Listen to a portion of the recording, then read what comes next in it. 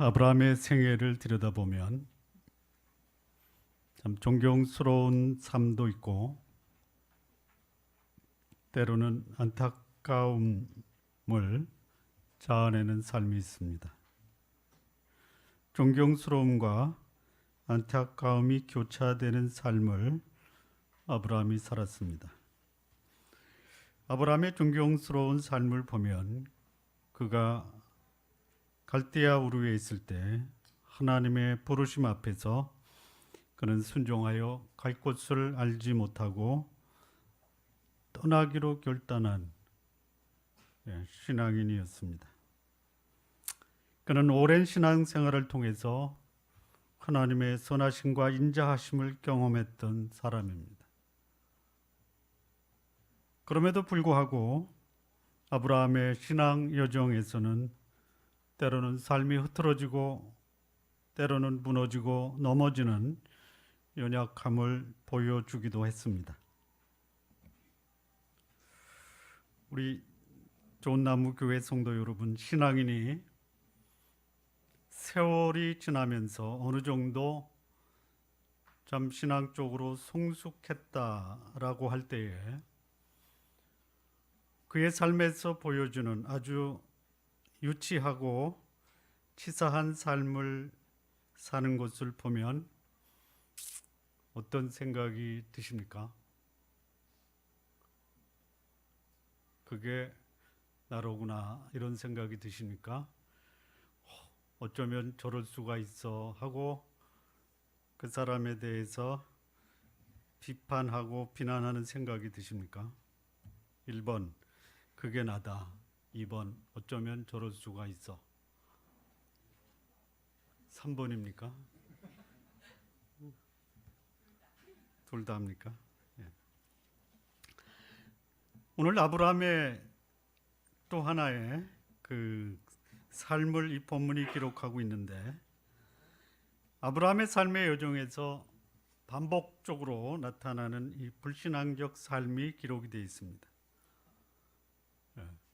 하나님을 불신앙하고 또 하나님 앞에 바람직한 삶을 살지 못하는 아브라함을 향해서 하나님은 그를 징계하는 것이 아니라 오히려 복을 주시는 사건이 오늘 본문의 내용입니다.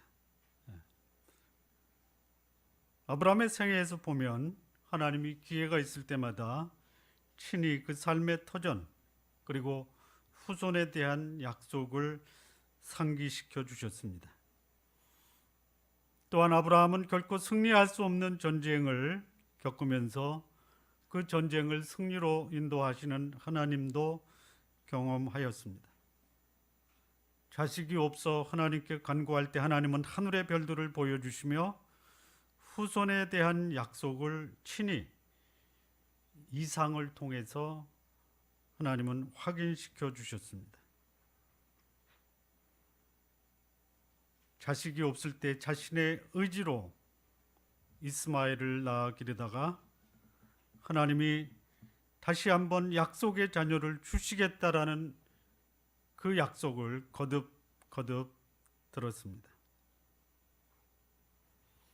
자, 이렇게 자신의 연약함과 또 넘어짐에도 불구하고 하나님이 그의 삶을 주관하고 인도하는 것을 경험했다라면 아브라함이 하나님을 의지하고 하나님 말씀에 전적으로 순복하는 삶을 살아야 되지 않겠느냐라는 것입니다. 자, 그럼에도 불구하고 아브라함의 생애를 보면 환경에 굴복하고 생명을 부지하기 위해서 참 유치하고 치사한 행동을 하는 것, 그것이 오늘 이 본문에 나오는 아브라함의 삶의 모습이고 또 우리의 삶에서도 우리의 현실의 문제를 해결하기 위해서 하나님의 뜻과는 전혀 상관없는 유치하고 치사한 행동을 얼마든지 할 수 있다라는 것이 우리의 삶입니다. 소위 신앙생활을 오래 한 이 신앙인의 약점, 그리고 신앙이면서도 환경에 영향을 받아 행하는 이 불신앙적 삶을 살아가는 오늘의 신앙인들의 모습이 오늘 본문에 나타나 있다, 이렇게 생각이 됩니다. 자, 이 아브라함을 보면 반복적으로 하나님의 말씀과 현실 사이에서 방황하다가 하나님의 말씀을 따르는 것보다는 현실을 택하는 경우를 봅니다. 이스마엘의 경우를 보면 하나님이 자식을 주시겠다라고 하는데 시간이 가도 자식이 없으니 자신이 편리한 대로 하나님의 말씀을 재해석해서 이스마엘을 낳았습니다. 또한 현실의 문제를 극복하기 위해서 자신이 선택한 그 행동을 하다가 자기한테 위협이 다가오니까 그것을 보호하기 위해서 거짓말을 한 것이 아브라함입니다. 신앙생활을 하면서 하나님의 선하심을 겪었던 이 아브라함이 여전히 변하지 않고 나타나는 육신적 요소, 소위 이 죄성, 인간의 이기심이 오늘 이 본문에 기록이 되어 있습니다. 뿐만 아니라 이런 아브라함을 보호하시는 하나님의 선하심도 우리는 함께 보게 됩니다. 자, 오랜 신앙생활을 한 신앙인이 변하지 않고 나타나는 그의 삶의 약점은 무엇인가? 그리고 하나님은 그런 아브라함을 어떻게 보호하시는가? 아브라함의 나이가 이제 거의 100살이 되었습니다. 자, 100살이 다 되었는데 환경에 따라 연약한 자신의 죄성을 보여주고 있습니다. 100살이 된 아브라함이 여전히 육신적 요소의 지배를 받아 죄성을 보여주고 연약함을 보여주고 있는 것이 오늘 여러분들에게 위로가 됩니까? 아니면 걱정이 되십니까? 위로가 되십니까? 나도 그렇게 해도 괜찮겠구나 라고 위로를 받습니까? 아니면 아브라함도 그러는구나, 참 여전히 우리 인간은 연약하구나, 내가 잘났다고 잘난 체 해봤자 나도 별 수 없구나, 이렇게 위로가 되십니까? 나도 그럴 수 있다라는 것, 그럼에도 불구하고 하나님이 여전히 하나님의 사람을 보호하고 계시다라는 것이 큰 위로가 되고, 또 나도 다시 시작할 수 있겠다라는 동기를 부여해 주고 있다라는 차원에서 아브라함의 실수는 저와 여러분에게 큰 위로가 됩니다. 변하지 않고 여전히 남아있어 아브라함을 괴롭힌 약점, 실수는 무엇인가? 첫 번째입니다. 1절 말씀을 보면요, 아브라함이 거기서 남방으로 이사하여 가데스와 술 사이 그랄에 우거하며, 이렇게 기록이 되어 있습니다. 하나님이 아브라함에게 약속하신 땅은 그랄 땅이 아니라 헤브론이었습니다. 헤브론. 그런데 아브라함이 나이 100세가 돼서도 그가 하나님 앞에 여지없이 드러낸 그의 약점과 실수는 뭐냐? 약속의 땅을 떠났다라는 것입니다. 하나님이 아브라함에게 주신 땅은 헤브론입니다. 롯이 아브라함을 떠난 후에 하나님께서 아브라함에게 이르시되 너는 눈을 들어 너 있는 곳에서 동서남북을 바라보라. 보이는 땅을 내가 너와 내 자손에게 주리니 영원히 이르리라. 그 땅이 어디냐? 헤브론입니다. 헤브론. 아브라함이 장막을 옮겨 헤브론에 있는 마므레 상수리 수풀에 이르러 거하며 거기서 여호와를 위하여 단을 쌓았더라. 그런데 이 아브라함이 헤브론을 떠나 남방으로 이사하여 거기에서 거주하였다라고 말씀합니다. 여기 아브라함이 단순히 여행을 위해 머물다 떠나려는 것이 아니라 아예 헤브론에서 장막의 말뚝을 뽑아 다른 곳에 정착하여 살려고 이사한 것입니다. 여러분, 아브라함이 하나님이 허락하신 헤브론을 떠나서 남방으로 떠났다. 왜 떠났을까 궁금하지 않습니까? 궁금하죠? 자, 여러분, 정들었던 고향, 내가 여기에 터를 잡고 뼈를 묻어야 되겠다라고 생각한 그 고향을 떠날 때는 떠날 만한 이유가 있죠. 예, 하나님의 부르심을 받아서 떠났습니다. 아브라함이. 그리고 약속의 땅에 왔어요. 거기 있다가 그가 또 떠났습니다. 그럴 때는 하나님의 약속보다 더 자기에게 커다란 문제가 생겼기 때문에 떠났을 것이다라고 추정할 수 있죠. 예, 무슨 문제일까요? 1번 자녀 교육을 위해서, 2번 먹고 살기 위해서, 3번 여기서 사는 삶이 실증이 나서.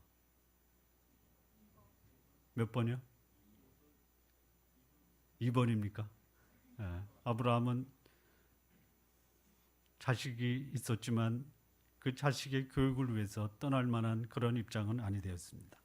아마도 더 이상 그곳에서는 살 수 없는 삶의 위협적 조건이 헤브론에 일어났던 것 같습니다. 혹 목축을 할 수 없을 정도로 그가 헤브론 땅에 위협적인 존재가 되어 헤브론의 주인인 헷 족속이 아브라함을 쫓아냈을 수도 있을 것이다 라고 생각이 듭니다. 즉 자신의 환경을 극복하지 못하고 그 환경에 굴복해서 헤브론을 떠난 것으로 생각이 듭니다. 하나님의 사람들에게 하나님의 주신 땅이 있습니다. 그 땅이 불신앙의 땅이라 하더라도, 즉 이방인의 땅이라 하더라도 하나님이 그 땅을 내게 주셨으면 그 땅에 잘 정착해서 하나님의 인도하심을 받아야 됩니다. 그런데 문제가 있어서 그곳에 장막의 말뚝을 뽑아서 삶의 근거지를 옮겼다라는 것이에요. 이렇게 그가 거주지를 옮긴 것은 하나님의 뜻에 순종하려는 것보다는 자신의 판단으로 현실 문제를 해결토록 시도했다라는 것이, 이것이 아브라함의 첫 번째 실수입니다. 적어도 내가 거하는 곳이 하나님이 주신 약속의 땅이라면 이사할 때에 내가 이곳을 떠나도 되는지 하나님께 여쭙고 떠나야 됩니다. 자의적으로 판단해서 그는 자신의 거주지를 옮겼다라는 것, 이것이 아브라함이 저지른 첫 번째 실수입니다. 아브라함의 실수고 우리의 실수도 될 수가 있습니다. 여러분의 거주지를 정할 때요, 하나님께 여쭙고 정하시기 바랍니다. 그냥 정하지 마시고요. 자, 두 번째 아브라함의 실수는 뭐냐? 거짓말입니다. 거짓말. 2절과 13절에 아브라함의 거짓말의 성격이 나오는데요. 첫 번째 이 거짓말은 2절에 보니까요, 이렇게 되어 있습니다. 그 아내 사라를 자기 누이라 하였으므로 그랄 왕 아비멜렉이 보내어 사라를 취하였더니. 자, 아내를 누이라 하였습니다. 아내를 누이라 하였습니다. 첫 번째가 아니죠. 전에 가나안에 들어와서 가뭄이 들어 애굽으로 가서 애굽에서 아브라함이 바로에게 행했던 똑같은 거짓말을 하고 있습니다.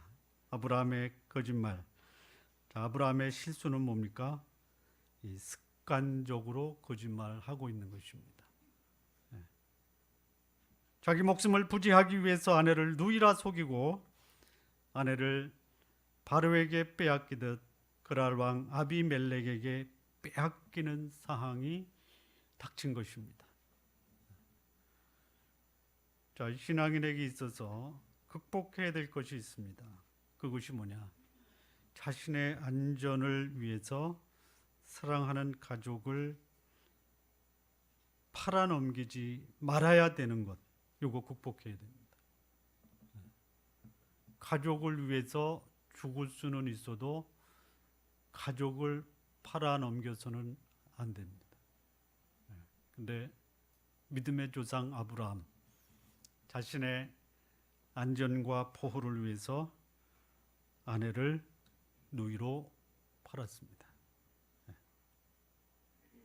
뿐만 아닙니다. 아브라함의 이 거짓말은 13절에 보니까 하나님이 나로 내 아비집을 떠나 두루 다니게 하실 때에 내가 아내에게 말하기를 이후로 우리의 가는 곳마다 그대는 나를 그대의 오라비라 하라. 이것이 그대가 내게 베풀 은혜라 하였었노라. 아브라함이 자기 아내를 누이라고 한 것은 이것은 우연히 그야말로 전혀 예상치 않은 갑작스러운 거짓말이 아니라 아주 오래전부터 계획했던 그런 거짓말입니다. 의도적이고 계획적인 거짓말. 누가 그랬습니까? 아브라함이 그랬습니다. 아브라함은 소위 믿음의 조상입니다. 아내로 인해서 안전에 위협이 오면 거짓말을 통해 위기를 모면하겠다고 아주 오래전에 작심을 하였던 것입니다. 자, 여러분, 내 신변에 위협이 올 때 죽더라도 나는 거짓말하지 않겠다. 아니면 요번 한 번만 하고 목숨이 부지되면 그 다음부터는 정직하게 살겠다. 어디에 더 여러분들은 익숙하십니까? 1번 죽어도 거짓말은 안 하겠다. 2번 한 번만 거짓말하고 모면한 다음에는 정직하게 살겠다. 2번이십니까? 1번 하시면 안 돼요?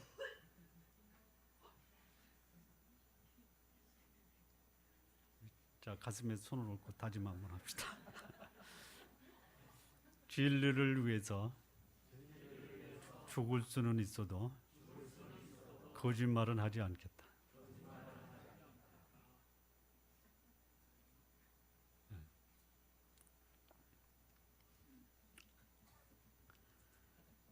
자, 거짓말하면 문제가 해결됩니까?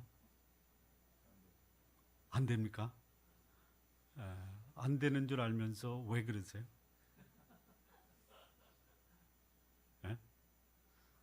여기 아브라함이 거짓말을 했어요. 습관적으로 계획적으로 했는데 그러면 자기 계획과 또 그가 한 거짓말이 자기 문제를 해결해 줘야 되잖아요. 안 되지 않습니까? 여러분, 거짓말이 결코 문제 해결에 도움이 될 수 없습니다. 오히려 이 거짓말은 누구의 작품입니까? 거짓말은 누구의 작품이에요? 사단의 작품인 거 아십니까? 여러분, 사단이 여러분을 도와줄 거라고 생각하지 마십시오. 여러분들을 무너뜨리기 위해서 사단이 거짓말이라는 아주 교묘한 술책을 가지고 여러분들을 유혹할 때 넘어가지 마십시오. 인간의 연약함이 사단의 작품인 거짓말을 도용하다가 결국 자신의 인생을 망칠 수 있다라는 것이. 자, 세 번째 아브라함이 저지른 실수가 뭐냐? 11절을 보면요.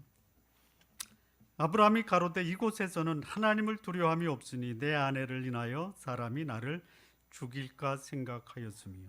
아브라함이 인생 말년에 저지른 실수가 뭐냐? 하나님보다는 사람을 두려워했다라는 것이. 아브라함이 두려워할 대상이 하나님입니다. 하나님을 두려워해야 되는데 사람으로부터 죽임을 당할까 봐 사람을 두려워하고 있는 것이. 여러분, 전능하신 하나님, 불꽃 같은 안목으로 여러분을 지켜보시고 여러분의 일거수일투족을 감찰하시는 하나님을 두려워하십니까? 아니면 여러분의 신상에 결정적 영향을 줄 수 있는 사람을 두려워하십니까? 어디에 더 익숙하십니까? 예? 여러분, 정직하게 살면서 사업하면 세무조사 받을 때 별로 걱정이 안 되죠? 안 돼요? 되는 거예요. 예. 여기 아브라함, 그가 저지른 실수는 오늘 우리가 보여주는 삶의 모습과도 별반 차이가 없습니다. 사람의 생명이 하나님 손에 있음에도 불구하고 인간을 심판하시고 멸망시키는 분이 하나님이라는 것을 알고 있음에도 불구하고 정작 자신의 신변에 위협을 느끼면 하나님은 안 보이고 사람만 보이는 것이 바로 아브라함이 살아가고 있는 삶의 방식입니다. 자, 신앙인의 삶에서 전능하신 하나님을 두려워하지 않으면 자신과 똑같은 인간을 자신보다 힘이 있다라고 생각할 때 두려워하게 되는 것이에요. 여러분, 사람은 두려워하지 마십시오. 도와줄 대상으로 생각하시고요. 혹시 여러분의 신상에 위협이 되는 존재는 정정당당하게 대하시기 바랍니다. 오랜 신앙생활을 하였음에도 불구하고 아브라함이 보여준 치명적인 약점이 뭐냐? 약속에 대한 불신, 자의적 판단에 의한 행동, 그리고 위기를 모면하기 위해서 습관적이고 의도적으로 거짓말을 한 것입니다. 그리고 하나님보다 사람을 두려워하는 소위 소인배적 삶을 살았다라는 것이 아브라함의 치명적인 실수였습니다. 자, 이런 아브라함의 삶에 대해서 하나님은 아브라함을 어떻게 보호하셨는가? 우리 성도 여러분, 신앙인이 불신앙적 행동을 할 때 하나님이 그를 징계하셨으면 좋겠습니까? 아니면 그를 축복하셨으면 좋겠습니까? 아니, 여러분들에게 혹시 여러분이 하나님 말씀 앞에서 불신앙적 행동을 할 때 하나님이 여러분을 벌 주셨으면 좋겠습니까? 복 주셨으면 좋겠습니까? 뭐요? 용서. 하나님 벌, 복보다는 용서해 주십시오.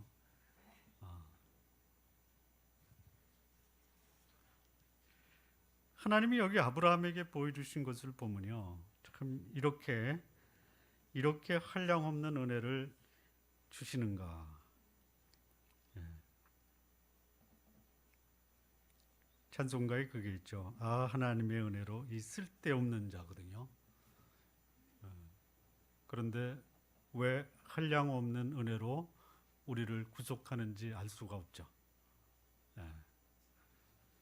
하나님이 아브라함을 보호하신 첫 번째 하나님의 그 보호하심을 보면요, 6절 보면요, 이렇게 돼 있습니다. 하나님이 꿈에 또 그에게 이르시되 내가 온전한 마음으로 이렇게 한 줄을 나도 알았으므로 너를 막아 내게 범죄하지 않게 하였나니 여인에게 가까이 못하게 함이 이 까닭이니라.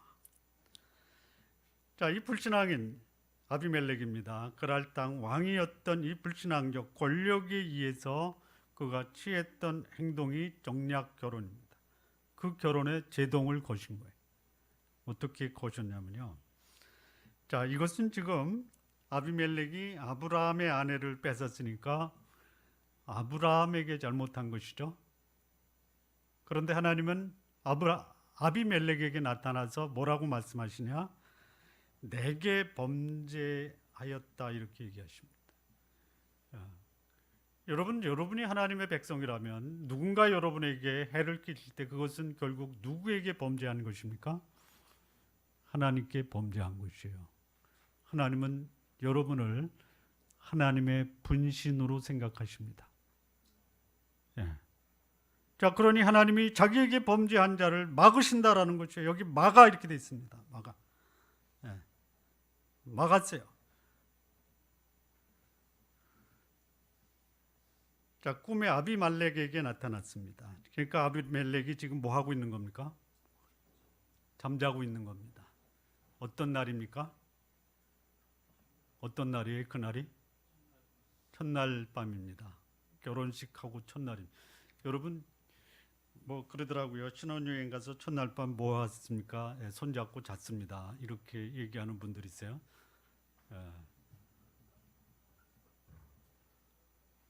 그 말을 고지그대로 듣는 사람들이 없죠.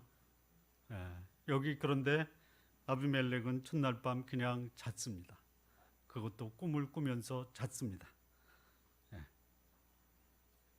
누가 그렇게 하셨습니까? 막으셨어요. 막으셨어요. 나는 내 방식대로 하나님의 뜻에 불순종하고 행동할 때 하나님은 나에게 위협이 되는 존재를 막으십니다. 막으셔. 사실 하나님이 누구를 막았어야 됩니까? 아브라함을 막았어야죠.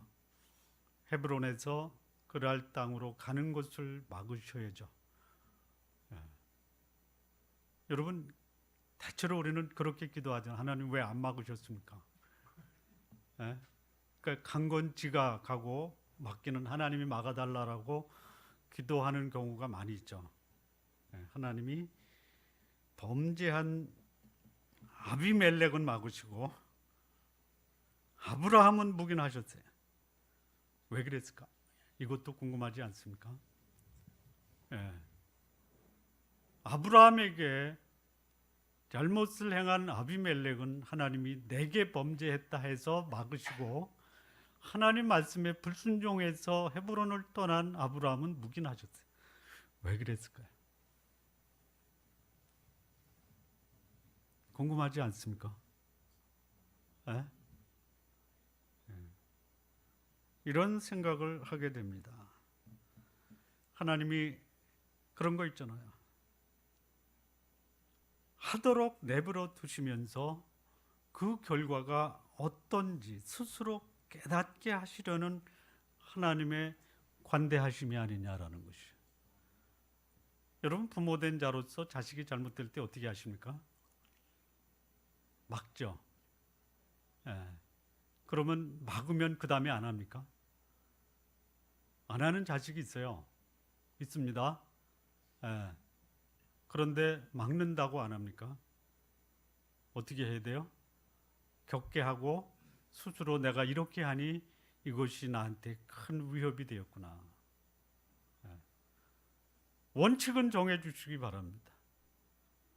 그리고 그 원칙이 어겨졌을 때 자기에게 어떤 위협적인 결과가 벌어지는지 스스로 깨닫게 하는 것이 여기 하나님이 아브라함에게 보여주신 모습이라면 부모된 우리도 자식에게는 그냥 막지 마시고 원칙과 기준을 정해놓고 그것을 어겼을 때 어떤 결과가 나오는지를 스스로 깨닫게 하는 부모가 여기 아브라함을 향해서 보여주신 하나님의 모습, 즉 하나님 같은 부모가 되겠다라는 생각이 듭니다.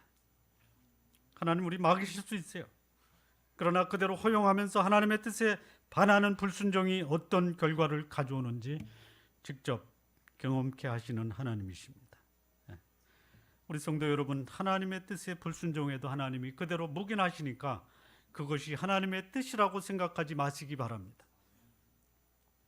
우리를 하나님이 인격적으로 대해 주시니까 마음대로 해도 좋다라는 것이 아니다라는 것이, 우리의 자의적인 판단과 행동이 얼마나 우리의 사랑하는 사람들에게 커다란 상처를 주는지도 생각해 보시고 행동하시기 바랍니다. 자, 두 번째, 하나님이 아브라함의 실수에도 불구하고 아브라함을 보호하신 두 번째 하나님의 조치는 뭐냐? 하나님의 말씀에 불순종하고 남방으로 이사한 아브라함에게 경고의 말씀을 주신 것이 아니라 오히려 불신앙의 행동, 불신앙의 정당한 행동입니다. 불신앙의 행동에 대해서 하나님이 심판의 메시지를 전하고 계십니다. 여기 20장 3절 보면 그 밤에 하나님이 아비멜렉에게 현몽하시고 그에게 이르시되 내가 취한 이 여인을 인하여 내가 죽으리니 그가 남의 아내임이니라. 심판을 받아야 될 대상, 불신앙적 삶을 살고 있는 이 신앙인인 아브라함입니다. 아브라함이 마땅히 심판을 받아야 돼요. 그런데 하나님은 오히려 정상적인 절차 그리고 악의 없이 행동한 사람에게 심판의 메시지를 전하고 있는 것이죠. 좀 하나님의 사람이 결코 해할 수 없다라는 것을 보여주고 계십니다. 이것이 하나님의 자비요, 하나님의 긍휼이요, 하나님의 은혜입니다. 하나님이 자기 백성을 보호하시는 이 하나님의 특별한 간섭이 바로 여기에 있는 것입니다.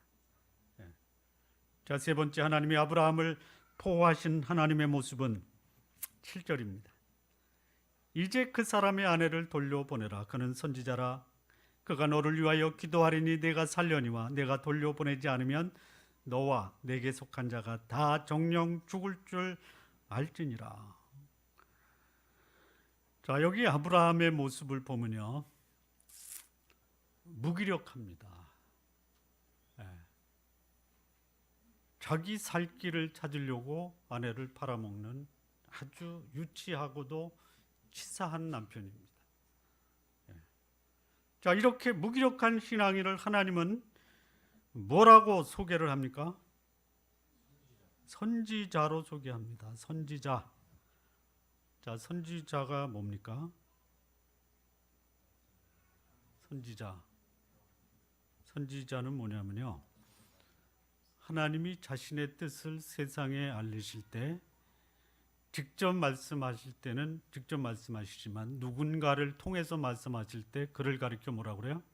선지자라고 하는 것이.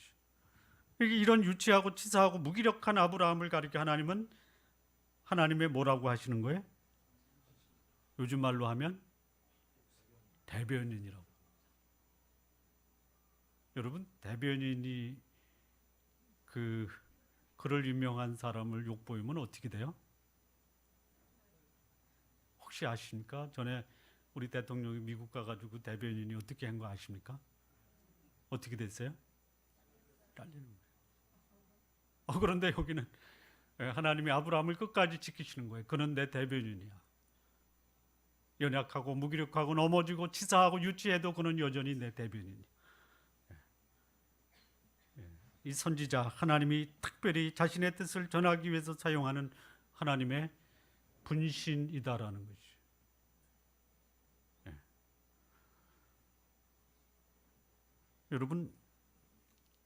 여러분이 하나님 뜻에 불순종할 때 하나님 앞에 송구스럽죠. 그렇죠? 그래서 하나님 혹시 나에게 주신 복을 거두시지는 않을까라고 걱정하실 때도 계시죠. 그런데 하나님은 여전히 그가 하나님의 백성인 고로 그에게 복을 주실 뿐만이 아니라 여전히 세상 사람을 향해서 나의 분신이야 이렇게 말씀하십니다. 반복적으로 실수하고 잘못하는 하나님의 백성을 끝까지 인정하시고 사용하시는 하나님의 은혜, 아브라함에게 보여주시던 그 은혜는 오늘 여러분들에게도 보여주신다라는 것을 감사하시기 바랍니다. 네 번째, 하나님이 아브라함을 보호하실 때 보여주신 하나님의 모습은 뭐냐? 처벌보다는 축복을 주셨다라는 것이 14절에서 16절 말씀인데요. 아비멜렉이 양과 소와 노비를 취하여 아브라함에게 주고 그 아내 사레도 그에게 돌려보내고 아브라함에게 이르되 내 땅이 내 앞에 있으니 너 보기 좋은 대로 거하라 하고 사라에게 이르되 내가 은 1000개를 내 오라비에게 주어서 그것으로 너와 함께한 여러 사람 앞에서 내 수치를 풀게 하였노니 내 일이 다 선히 해결되었느니라. 하나님께 불순종하고 자기 마음대로 행동한 하나님의 사람 아브라함을 하나님이 축복하십니다. 그리고 아비멜렉과 원만한 관계를 회복시키시는 하나님이십니다. 하나님께 불순종하고 자기 마음대로 행동한 아브라함을 축복하신 하나님이시라면, 여러분, 하나님을 기쁘게 하는 삶을 사는 하나님의 백성에게는 하나님이 얼마나 더 큰 축복을 하시겠냐라는 것이. 잠언 16장 7절에 보면 사람의 행위가 여호와를 기쁘시게 하면 그 사람의 원수라도 그로 더불어 화목하게 하신다라고 말씀합니다. 우리 성도 여러분, 자신의 판단으로 위기를 모면하라고 하지 마십시오. 하나님을 기쁘게 하는 삶, 그 삶을 사시기 바랍니다. 하나님의 말씀과 약속에 비추어 나의 행동을 하는 것, 이것이 하나님의 백성의 도리고 그것이 하나님을 기쁘게 하는 삶이 되는 것입니다. 오늘 말씀을 마무리 짓겠습니다. 신앙생활을 하면서 우리가 겪는 것은 무엇이냐? 현실이 결코 우리를 그대로 두지 않는다라는 것이. 아주 자주 신앙인들의 삶 속에서 하나님의 말씀과 약속을 잊어버리게 합니다. 그리고 우리의 이성과 판단이 현실의 어려움을 극복할 수 있다라고 하는 어리석은 환상을 갖게 한다라는 것이, 우리 성도 여러분, 현실이 힘들어도 하나님의 약속의 말씀은 여전히 유효하다라는 것 기억하시기 바랍니다. 그리고 그 약속의 말씀을 신뢰하며 살아가는 삶이 여러분의 삶에 복이 된다라는 것도 꼭 기억하시기 바랍니다. 우리 성도 여러분, 신앙인의 불신앙적 행동이 내가 지키려고 했던 가장 소중한 것을 잃어버릴 수 있다라는 것, 이것도 기억하시기 바랍니다. 그런데 하나님은 불신앙적 삶을 사는 신앙인을 끝까지 보호하시고 책임지신다라는 것, 감사하시기 바랍니다. 하나 더 말씀드리겠습니다. 아브라함의 이 습관적 거짓말, 아내를 누이로 속여서 빼앗길 뻔했던 이 삶이 그의 아들인 이삭에게도 반복해서 일어났습니다. 부모의 불신앙적 행동이 그의 자손을 통해서 재현되는 것, 아브라함의 가정에서도 벌어졌습니다. 이런 비극이 우리 성도님들 가정에서는 결코 일어나지 않도록 우리 자손들에게 귀한 믿음의 유산, 하나님을 기쁘게 하는 유산, 그래서 하나님이 우리 가족과 함께 있다라는, 우리 가정의 주인이 하나님이다라는 그 유산을 여러분 자손들에게 남기시는 가정 되시기를 진심으로 바랍니다. 기도하시겠습니다.